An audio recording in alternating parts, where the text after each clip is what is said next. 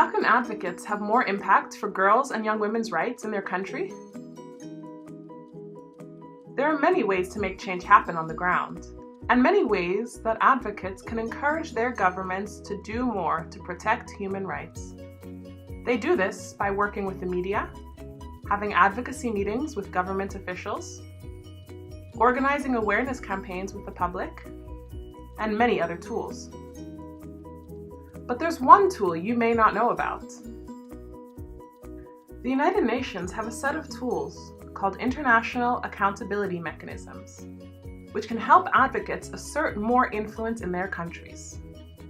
We call these tools accountability mechanisms because they help hold your government accountable for the commitments they've made with the United Nations bodies.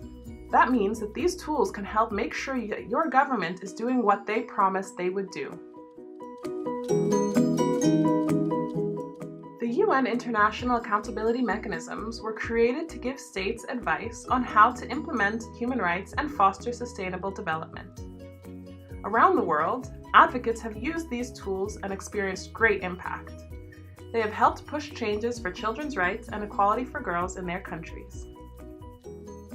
Why is it important to use the UN International Accountability Mechanisms? Your government has the ultimate responsibility for making sure that girls and young women are protected and empowered. Ideally, all governments would fulfill their responsibilities without anyone else needing to put pressure on them to do what they are supposed to do. This is why advocates, civil society organizations, and NGOs are doing advocacy work to push their governments to do more. To remind you, this is what we call accountability. Accountability in this sense refers to making sure those in power stick to their official commitments. Civil society can also combine the tools we mentioned before with international accountability mechanisms to make sure that the UN is also putting pressure on governments to live up to their commitments. When used by themselves, international accountability mechanisms have limited effectiveness. But when used together with other tools for influencing political agendas, laws, policies, and practice in countries, they can be extremely effective. These mechanisms can help make sure that national governments are working to ensure that girls and young women are protected and empowered, whether that's through putting pressure on them to fulfill their commitments or providing technical expertise. But wait, how exactly does engaging with international accountability mechanisms make a difference? Just to give you some examples,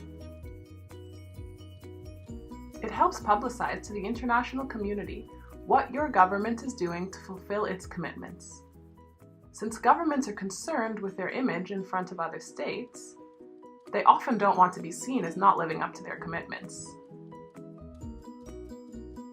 By sending information and reports to the UN, you not only help to promote and value human rights, but also you make sure that the UN and its independent human rights experts have accurate, realistic, and in-depth information on what is happening in your country and how much progress your government is making on implementing its commitments.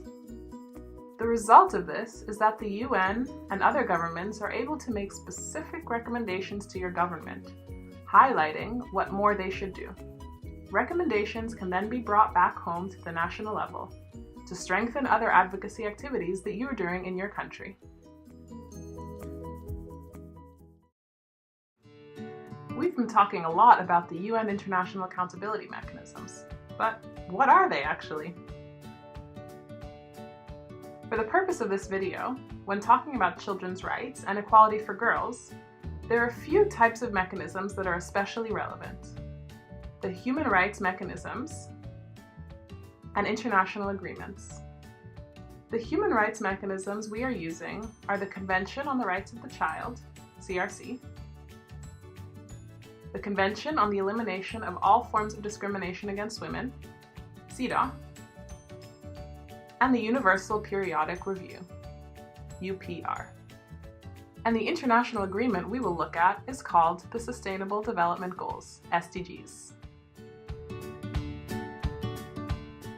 Let's take a look at the human rights mechanisms first. The Convention on the Rights of the Child and the Convention on the Elimination of All Forms of Discrimination Against Women are considered human rights treaties. The CRC was created to protect the rights of children and talked about many issues, such as their right to be protected, their right to go to school, and the right to be healthy and happy.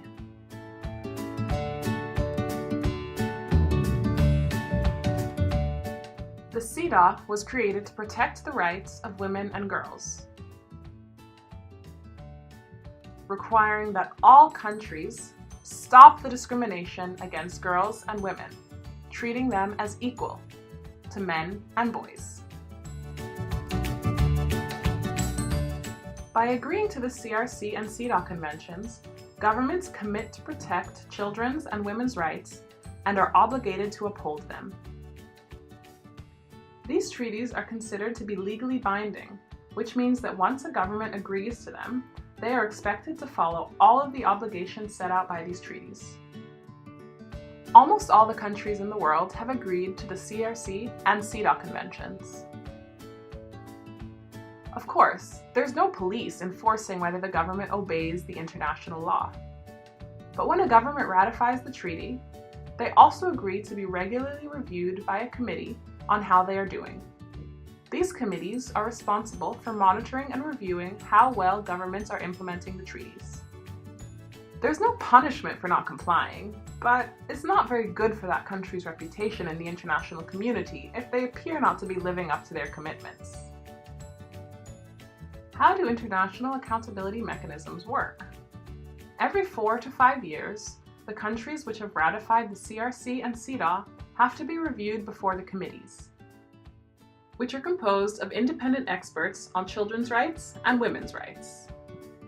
When your country is reviewed by the committees, 2 types of reports are submitted: your government's report and NGO reports.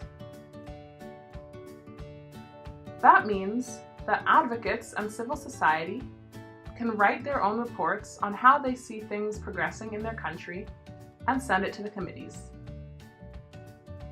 These reports are very important to help the committees understand what is really happening in your country. As a result, your government will receive recommendations from the committees that point out where change has to take place and what areas they still need to work on. Finally, advocates can use those recommendations to do follow-up.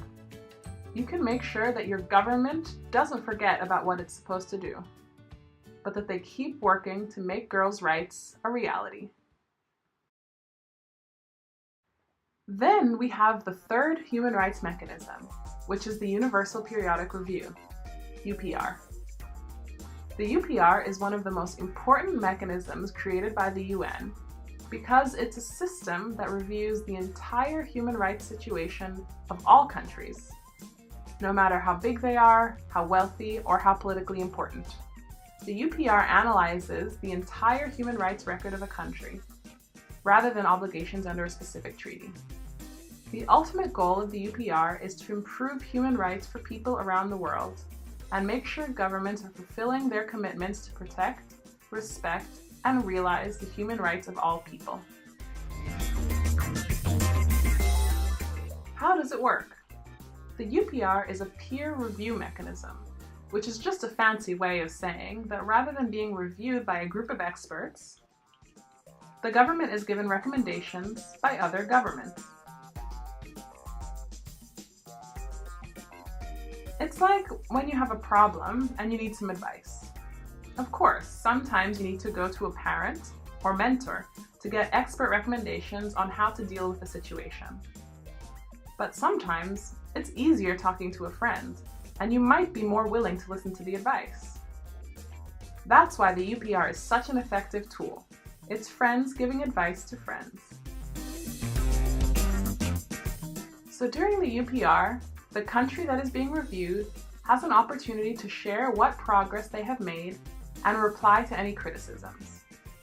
Other governments can give the country under review advice and recommendations on how to improve. This review happens for every single country every 4.5 years, regardless of which international treaties they have committed to. Similar to the CRC and CEDAW, in the UPR, reports are submitted before the review takes place.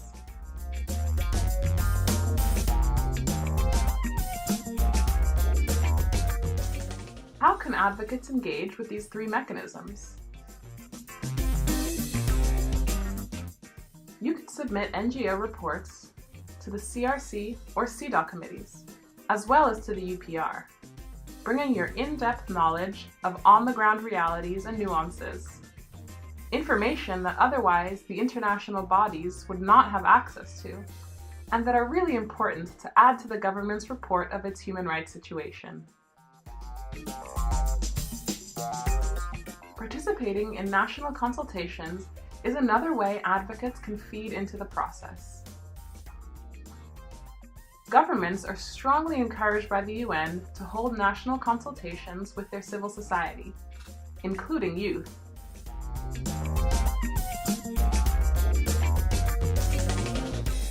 You can conduct your own consultations in your countries, talking with different people, including girls, boys, and young people, to hear their views. You can support your government in the development of its own report, making sure they take all of the perspectives into account.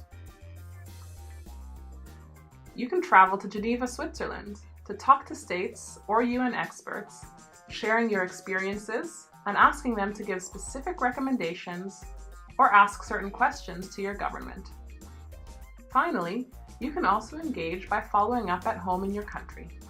There are many ways to do this. For example, work with the media to inform the public about the review and outcome, making sure that what is published or broadcasted is also done in local languages. Encourage the Parliament and other lawmakers to enact or change laws according to recommendations received during the reviews. Develop an implementation plan for the recommendations together with your government. Do joint advocacy activities with other civil society organizations concerned by the same issues, also involving youth groups, especially girls. So we talked about the international human rights mechanisms, but there's another very important mechanism that can be used to enhance your advocacy. This is the international agreement called the Sustainable Development Goals, SDGs, also known as the 2030 Agenda. In 2015, all of the countries in the world came together to agree on how they could work to make the world a better place. The result was the SDGs, a set of 17 goals, 169 targets that they would work to achieve by 2030. Girls and young women's rights are featured in many goals and targets. Specifically, there are 4 goals that are closely linked to the GAA priority issues of gender-based violence and economic empowerment of girls and young women. Those are Goal 4, ensure good quality and equal education for girls and boys. Goal 5, achieve gender equality and empower all girls and women. Goal 8, ensure good work for all and economic growth that benefits everyone equally. And Goal 16, promote societies that are peaceful, just, and have strong institutions. Each goal has a number of targets, which are more specific than the overarching goal. So for example, under Goal 5, you'll find targets related to ending violence against women and girls, eliminating harmful practices such as child marriage, and making sure women can participate in politics. But how can you actually tell if a government is making progress towards ending violence against girls and women? Well, that's where the indicators come in. Indicators are measuring tools that show how close we are getting to achieving the target. For example, the indicators for ending violence against girls and women look at the number of girls and women who have experienced any form of violence by their husband, boyfriend, partner, or any other person. By counting this number every year, we can see how much progress we're making. How does SDG accountability work?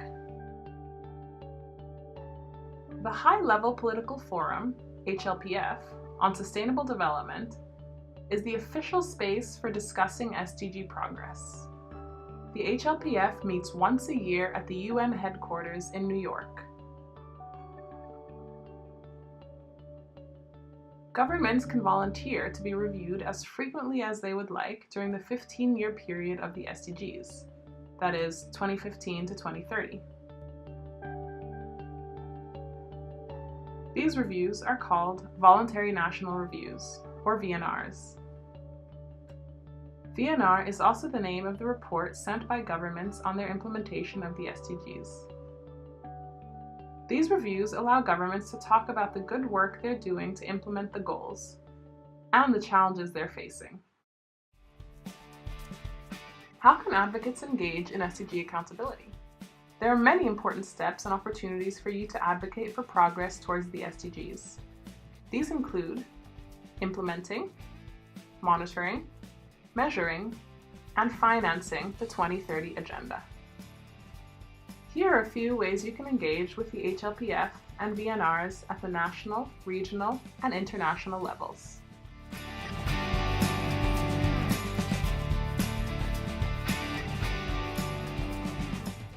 The 2030 Agenda requires all governments to consult a wide range of individuals and groups in the VNR process. So you can participate in your country's national consultations to help your government prepare its VNR report. There are networks in your country and region working to influence the VNRs and the SDG accountability process in general. You can consider joining one of these groups or connecting with other advocates through their email list.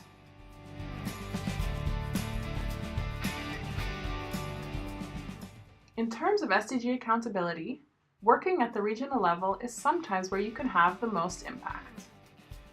This is where NGOs can voice their opinions and concerns and get to know a lot of the influential players in the SDG scene. Every year, the UN holds big meetings in each region of the world to prepare all of the countries of that region for the HLPF. You can attend these regional preparation meetings and share your experiences and what you think is most important. Unlike the international human rights mechanisms, submitting NGO reports to the HLPF is not as easy.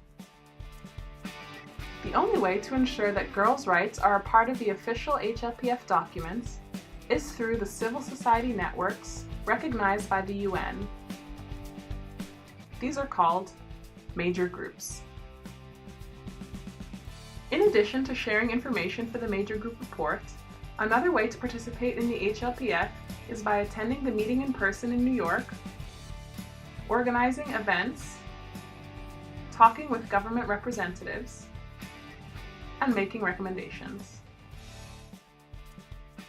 Lastly, you have the opportunity to influence the existing indicators or propose new and better ones.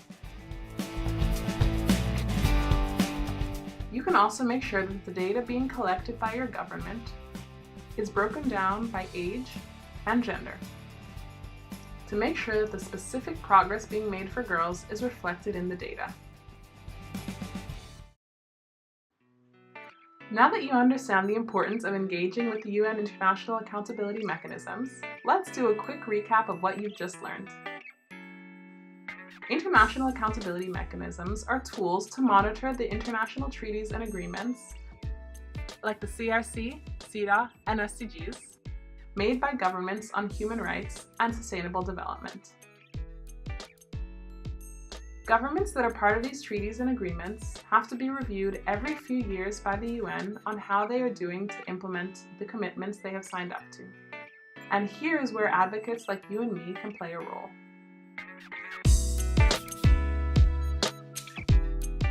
When your country is being reviewed, civil society can submit reports to the UN on how they see things progressing in their country. As a result, your government will receive recommendations from the UN and other governments that point out where change has to take place and what areas they still need to work on.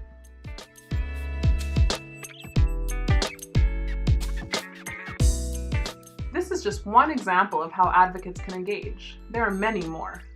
Participating in national consultations, talking with decision makers at the UN to share your experiences with them, helping your government develop an implementation plan for the recommendations it's received, suggesting better ways to measure progress, and the list goes on. At the end of the day, it comes down to accountability. It's about using all the tools in your toolbox to make sure that your government is doing everything it can to make their country better for everyone living there.